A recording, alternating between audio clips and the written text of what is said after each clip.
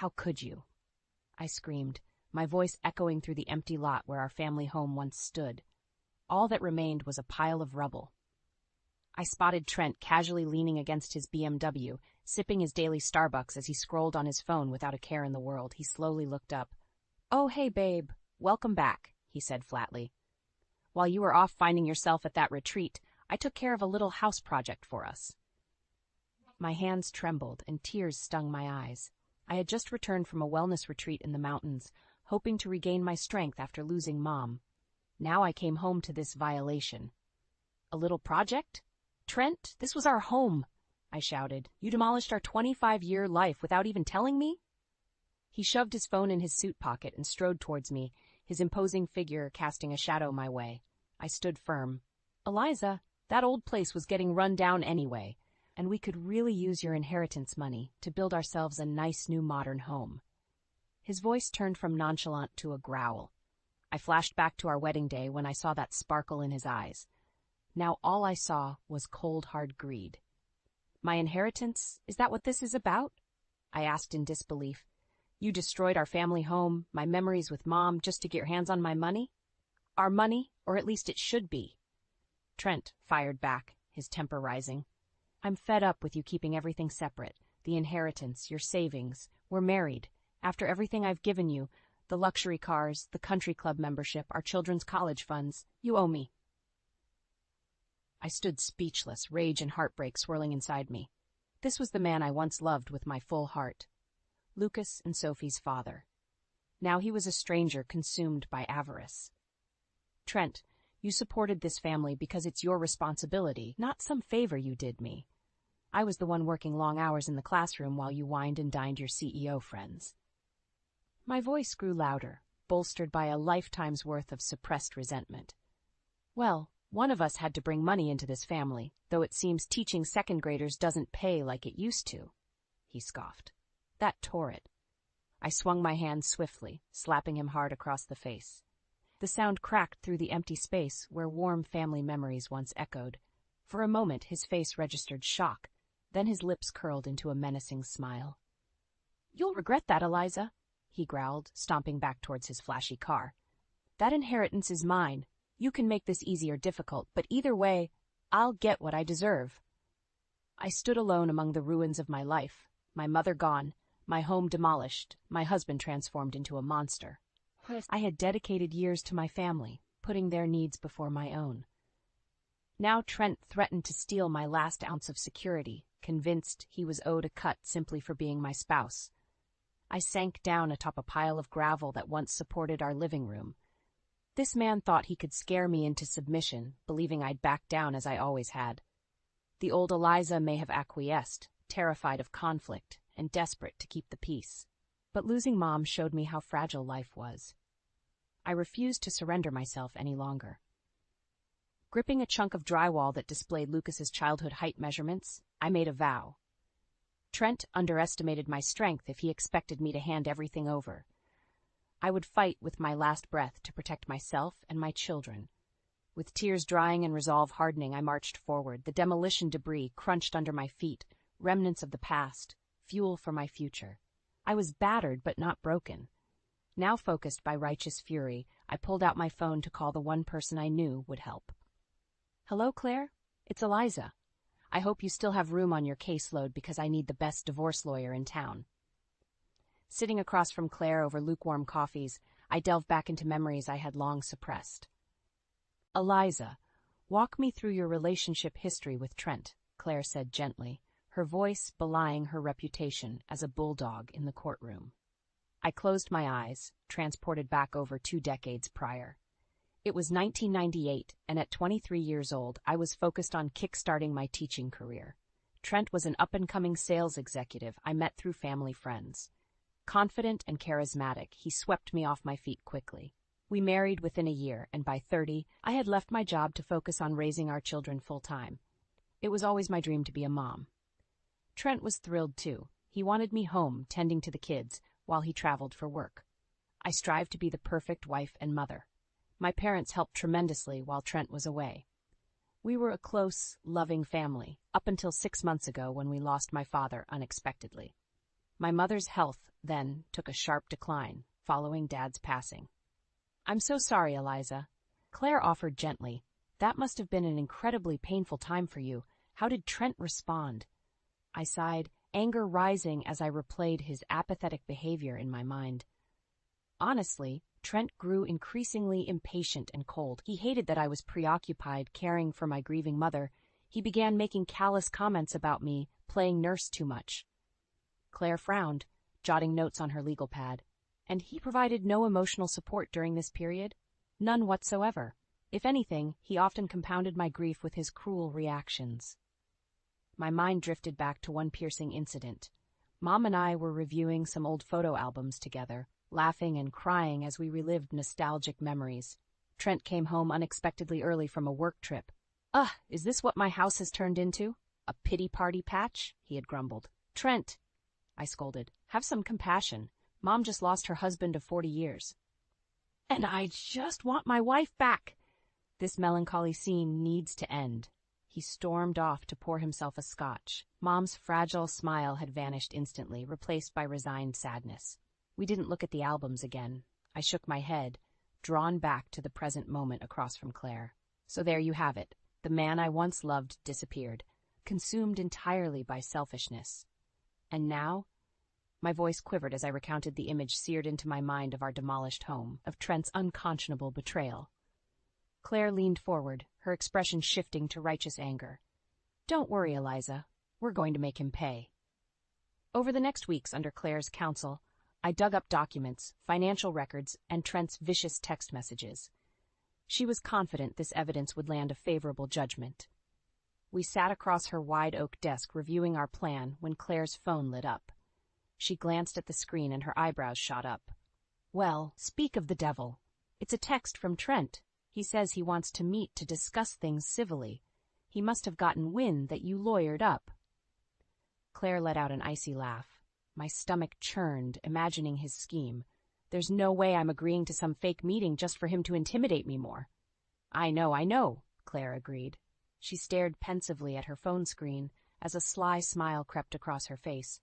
The wheels were clearly spinning behind her intelligent eyes. "Actually, Eliza, I have an idea."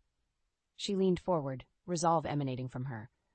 "What if we use this text to set a little trap for your scheming husband?" I nodded cautiously as she detailed a plan to meet Trent under the guise of good-faith negotiations. But with Claire secretly recording the conversation, we could obtain hard proof of Trent's coercion and threats. My anxiety melted into tentative relief at the finally holding him accountable. As we wrapped up final preparations for the clandestine meeting, I turned to Claire, new confidence rising within me. "Let's do this. It's time for that snake to get exactly what he deserves." Claire smiled knowingly and put a steadying hand on my shoulder. "Showtime!" My hands trembled as I stared down at the text from Trent, confirming our clandestine meeting spot, a discreet cafe downtown far from prying eyes. Though Claire and I had devised an airtight plan to expose his deceit, doubt still gnawed at my core. What verbal assaults awaited me? How far would Trent go to pressure me into relinquishing control of my inheritance? I steeled my nerves, refusing to let past anxiety dictate my actions now. With my family's legacy and financial future at stake, failure was not an option. I arrived early at the nondescript cafe and selected a quiet corner booth, my back to the wall for full visual coverage. I set my phone on the table, discreetly pressing record before concealing it behind a napkin. The bait was laid for Trent's inevitable tirade. Now confident our trap was set, I waited. Right on cue, 15 minutes late as always, Trent sauntered in, a smug look plastered across his handsome yet hardened face. I gestured politely to the seat across from me. Showtime. "Well, Eliza, isn't this mature of us to handle things civilly?" Trent offered with mock sincerity. I nearly gagged at his attempt to take the high road after demolishing our family home without notice. Instead, I offered a flat smile. "Yes, I think it's important we have an open and honest conversation about all this." Trent shifted, clearly unsettled by my nonplussed reaction. He was likely expecting a much more volatile response he could redirect with manipulation as he had done so many times before. "Good. Let him squirm a bit." I broke the silence after an awkward beat. "I'll cut right to the chase, Trent. Are you willing to negotiate fairly on separation terms? I kept my tone cool yet firm. At this, Trent sneered. The polite facade instantly melted away. Separation? He spat the word. You must be joking. I hope you're not expecting me to agree to anything that compromises my financial future. Compromises his future? Typical Trent. Money and status were all that mattered to him. Certainly not family. I pressed on calmly. I'm talking about splitting things equitably between us. Surely we can be reasonable adults. Trent pounded his fist on the table, rattling the coffee mugs and startling patrons at other tables. No, Eliza, I will not agree to walk away empty-handed. Not after wasting the prime of my career on this lackluster marriage, he jabbed bitterly. You will sign over your inheritance, or I'll make you regret ever threatening this divorce. And there it was, no pretense anymore about preserving our family or saving our marriage. Trent laid bare his singular goal, getting his greedy hands on what he felt he deserved. Behind his macho threats, though, I detected desperation. His future fortune and reputation were at stake if he couldn't manipulate me into conceding. This time he underestimated my resolve. I kept my tone measured. Are you quite finished with your tirade? Because nothing you say will coerce me into just handing everything over. I'm fully prepared for a legal battle. Trent's face reddened, his temper rising. But I recognized the flash of fear behind his harsh glare. My stoic confidence had caught him off guard. You entitled, washed-up loser, he sputtered. I made you everything you have, and this is the thanks I get? You'll regret this, Eliza. No one steals my future. With that, Trent shoved his chair back forcefully, grabbed his jacket, and stormed out, steaming. My hands were trembling again, though this time with relief and triumph. I grabbed my phone, hands shaking, to stop the recording. Not only did I hold firm in my refusal to cave to his threats, I now had them all on tape. No more hiding behind a charming veneer. The world would soon hear Trent's true venomous nature.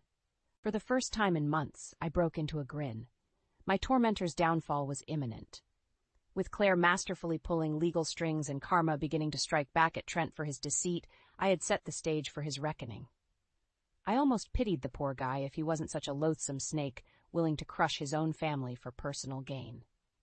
Oh well, no mercy for the selfish fool. After settling my bill, I strode confidently out the door towards a future that shined brighter by the minute. My resolve was steeled for the fight ahead. Trent would bitterly regret the day he crossed me. I sighed, seeing the caller ID flash Trent for the third time that morning. After ignoring his barrage of petty texts, he was apparently resorting to voice messages to vent his frustration. My finger hovered over the decline button when a thought struck me. Trent's behavior had become increasingly erratic and abusive. Building a record of evidence couldn't hurt for the looming legal battle. I answered coolly, "What do you need, Trent?" His voice came through the speaker shrill and commanding. "We need to discuss funeral arrangements for your mother. I already contacted my preferred venue and caterer and put a deposit down. I figured you'd be too emotional to handle planning." My breath caught in my throat. The audacity after months of dismissing my grief, now assuming control and decision-making because I was too hysterical? I managed a terse response. "Actually, Trent, I've already made arrangements with Mom's church and her closest friends are helping coordinate everything. But I'm sure your caterer refunds deposits if you ask nicely." I couldn't help the subtle jab, indicating his presumptuous planning was not required or appreciated. An exasperated sigh followed by a lengthy pause echoed from the phone. When Trent spoke again, any veil of compassion had vanished, revealing biting contempt. "You always were helpless when it came to executive decisions. I don't know why I'm surprised you'd leave the planning to a bunch of old church biddies barely clinging to life themselves." I clenched my phone tightly, holding back a spew of enraged curses. Breathe, Eliza. His cruelty, shocking as it may sound on tape, could be critical evidence if he tried claiming I was the bitter, unreasonable one later. I responded evenly. "I'm organizing this funeral in alignment with Mom's wishes, something you never bothered to learn in 25 years together. She will be honored respectfully. Please just let me handle this, Trent." Another tense pause followed. For a moment I thought he may have hung up. Then came a chilling, clipped reply. "Fine, Eliza. Throw your quaint little funeral tea party." but don't expect me to stand around making small talk with those religious fanatics, and not a penny extra from my accounts." The line clicked dead. I released a shuddering breath and collapsed onto our bed, which Trent had strategically left stripped of all bedding. Even in death, he continued finding new psychological torture methods. Over the next days, his cruelty only crescendoed. As I sorted through Mom's belongings with supportive friends, he ridiculed the task as feeble sentimentality. When our son Lucas came to help with cleaning, Trent's calm facade broke. "Don't you have exams to be focusing on instead of wasting time on redundant housework?" he had berated our stunned son. All this could have simply been hauled off to Goodwill instead of drama queen Eliza's tedious emotional purge. Lucas retreated from the house quickly after that, clearly pained by his father's escalating bitterness. My heart broke envisioning the distance growing between Trent and the children. He was willing to sever even these bonds in his rabid pursuit of assets and pride. The day of Mom's funeral arrived, gray and weary, mimicking my turbulent mindset. As I dressed in a simple black gown, Trent emerged shirtless, sipping his morning beer. His appearance mirrored the disregard he had shown Mom even while alive. "Give my well wishes to the brainwashed Bible Brigade," he offered snidely. Hot tears stung behind my eyes. I slipped silently out the door into the drizzling rain. The showers disguised streaming tears as I drove to the church. Surrounded by true loved ones there, the service was filled with tender moments, honoring Mom's generous soul. Trent's absence went largely unnoticed. While it pained me he had abandoned us at this sacred time, Trent's recurring callous treatment solidified my will. Any lingering hesitation to push forward on severing ties vanished. His efforts to intimidate me into obedience had only affirmed suspicions of abuse for years. Now, with clear-cut proof, I was determined to fight back legally. As we laid Mom's rose-adorned casket to rest beside Dad, the rain subsided, leaving glimmering puddles in the cemetery grass. The clouds parted, revealing hints of hopeful blue skies beyond life's storms. Gazing into the light, I knew Mom and Dad were cheering me on proudly, and Trent's reckoning awaited on the horizon. Sitting across from Claire, reviewing the latest legal documents, I finally felt empowered and in control. Though Trent continued his petty power moves, I now had the law on my side. "With the testimony and evidence you've provided, we've compiled an ironclad case," Claire assured me, gathering up papers into a leather folio. Her fiery confidence fueled my own. "I'm certain the judge will rule in your favor regarding financial separation, and with documented proof of emotional abuse, you'll easily be granted full custody of your children." A wave of relief washed over me at this prospect. Securing Lucas and Sophie's well-being through the volatile divorce was my priority. Trent's influence had become downright toxic. Protecting them legally would provide peace of mind. "You've worked wonders, Claire," I offered sincerely. "I honestly don't know if I could have come out on top in this fight without you navigating the complex legal channels." Claire smiled humbly, handing me copies of the documents. "I'm happy to play my part, but truly, Eliza, your courage and refusal to be intimidated is what's winning the day here. Don't forget that inner strength." Her words resonated with my core.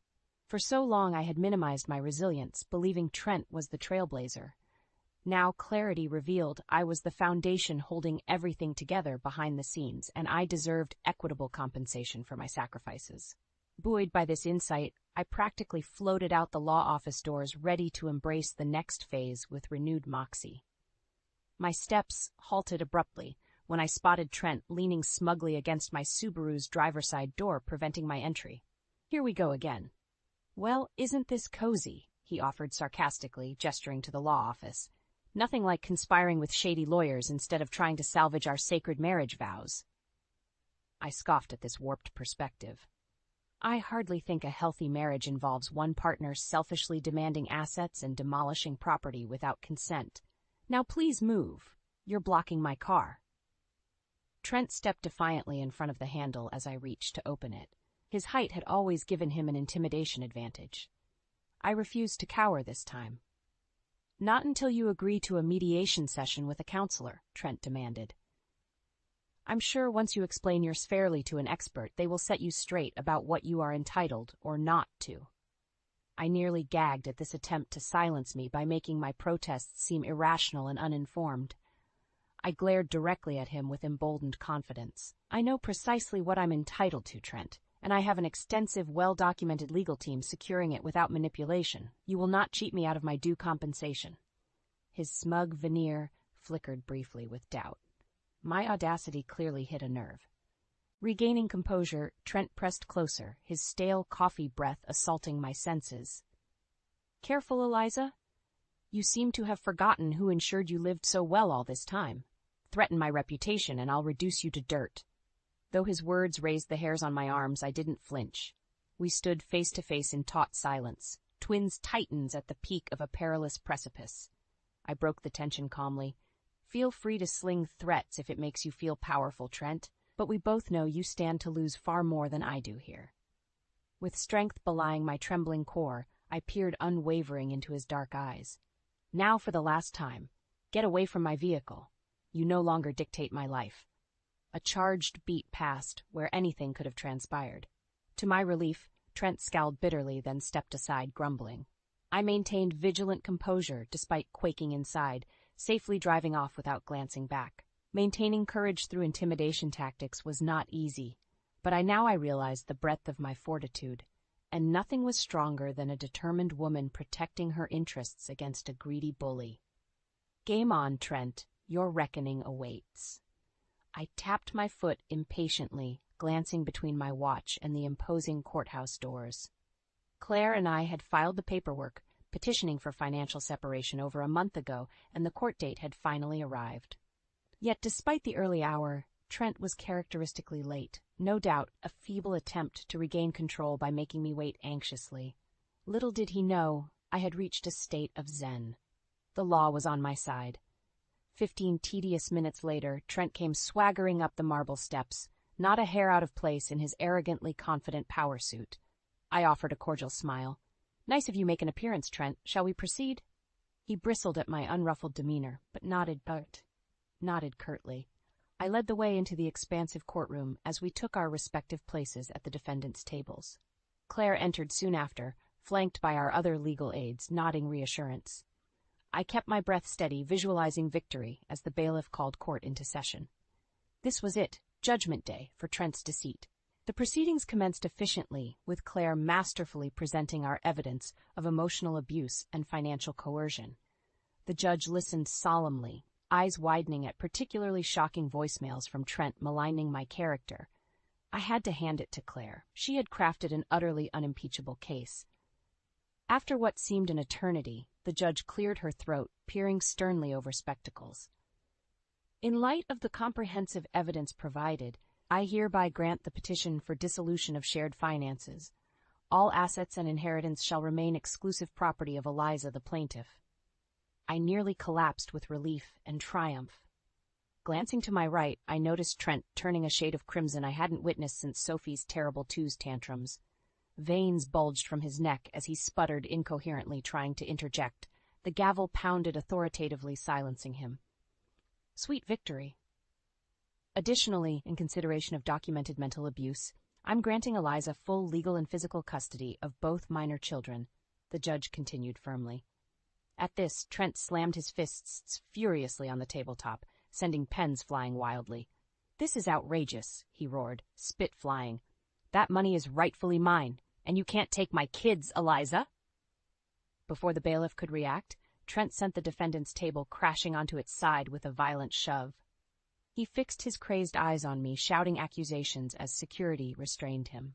Rather than engage, I simply gathered my belongings calmly as he was dragged out, kicking and screaming. You've made a grave mistake, he hollered among straining security guards. I'll take back what's mine, Eliza. This isn't over. His lasting threats echoed down the marbled hall as I strode out to meet Claire with a confident smile. Congratulations, Eliza, Claire grinned as we stepped into sunshine beyond the imposing columns. You are now a very wealthy, single woman, and Trent's hysterics surely didn't help his appeal to the judge. Well done maintaining composure. I let out a deep exhale, feeling years of anxiety and oppression lifting away. Thank you sincerely. I couldn't have navigated this without your counsel. In more ways than one, I chuckled. We exchanged relieved embraces before Claire headed off to handle newly freed-up caseload. Meanwhile, I slid into my Subaru's driver's seat, finally feeling its true owner. Trent's desperate threats didn't faze my cooler state of mind. His burst of outrage proved powerless against the justice system, securing my rights irrevocably. Any sway he once held over me was crushed under the mighty gavel of truth. I turned the ignition key, feeling renewed energy course through the previously strained vehicle. Trent had monopolized the driver's seat of my life for too long.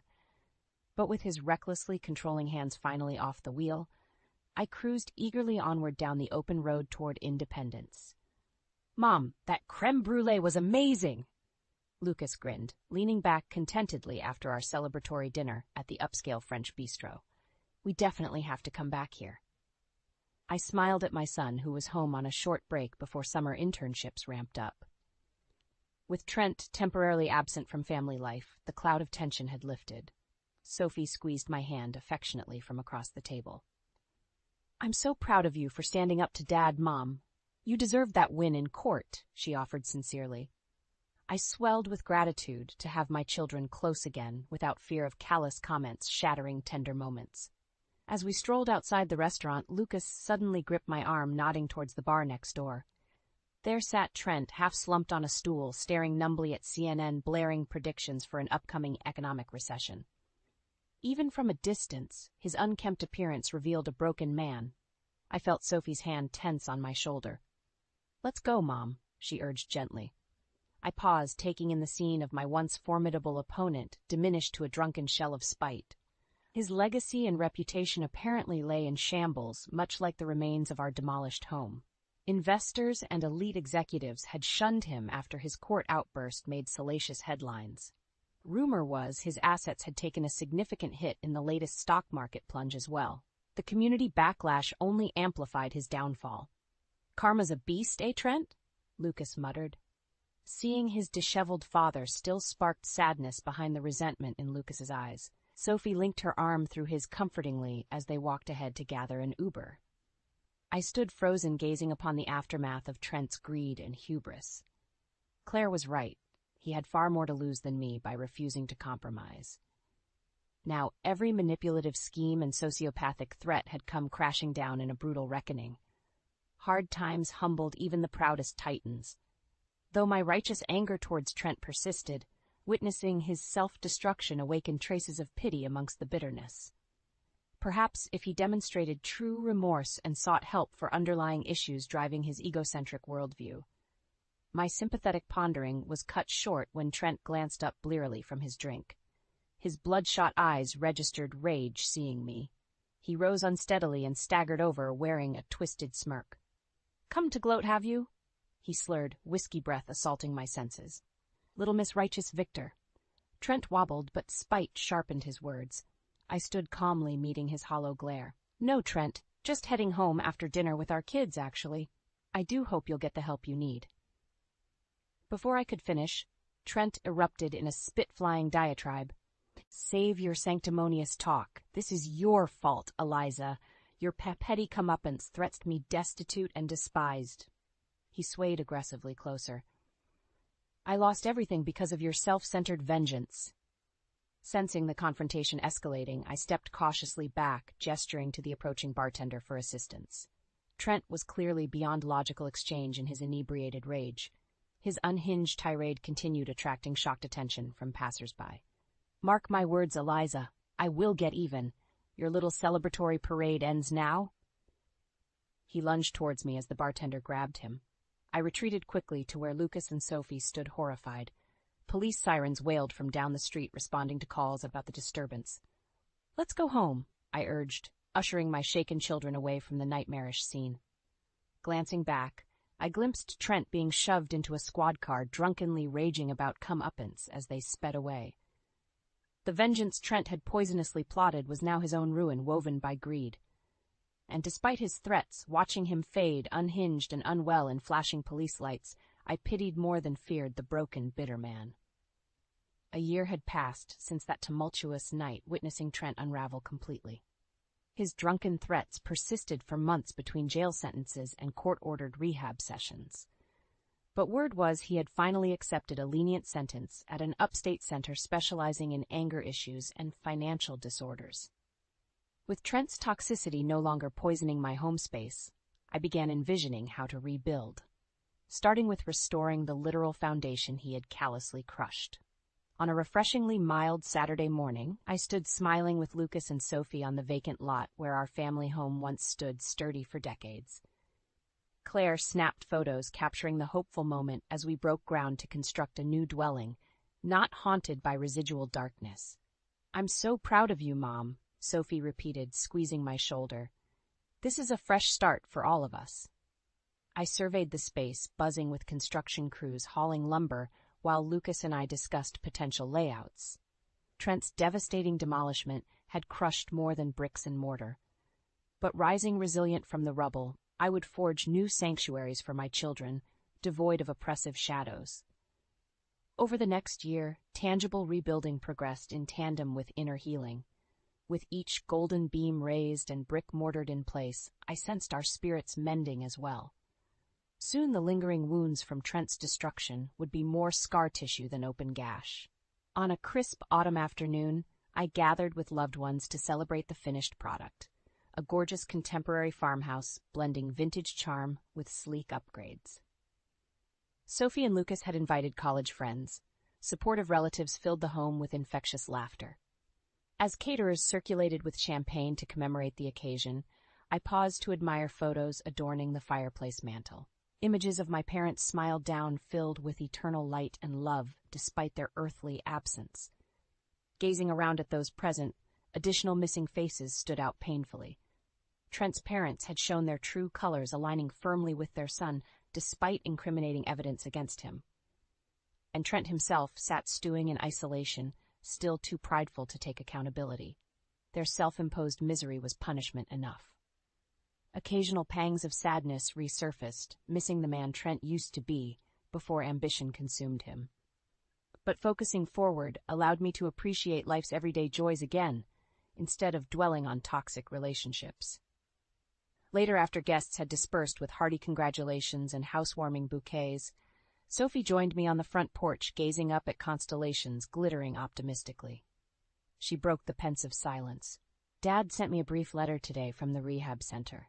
It sounds like intensive counseling is helping him finally reflect more on the consequences of his actions." Though skeptical about authentic transformation from brief therapy, I nodded. "That's promising. Real change takes time, though." I hugged Sophie in closer. "But the most crucial relationships to fortify are right here with people committed to lifting us higher." Sophie smiled up brightly through tears glinting in the moonlight. In her strength and sensitivity, my greatest co-creation glowed. She would perpetuate cycles of compassion, not malice. Together we sat in meditative silence, connected to forces intricately crafting redemption from ruin. Though scars remained, Trent's corrosion had only illuminated my resilient spirit. His darkness merely fertilized future flowers determined to keep blooming.